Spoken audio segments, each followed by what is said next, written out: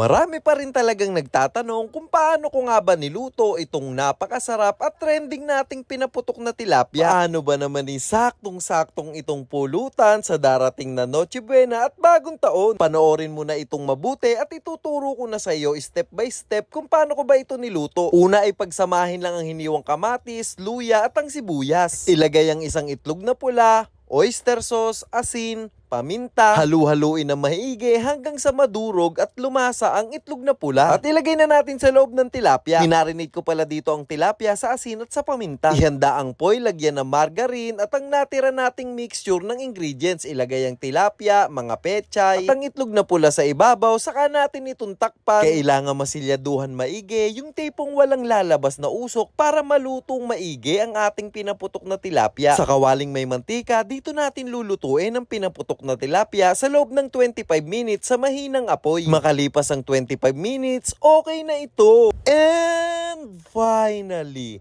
luto na ang ating napakasarap na pinaputok na tilapia. Siyempre masarap yan. I-follow mo na ako para maging updated ka sa mga bago ko pang videos na lulutuin.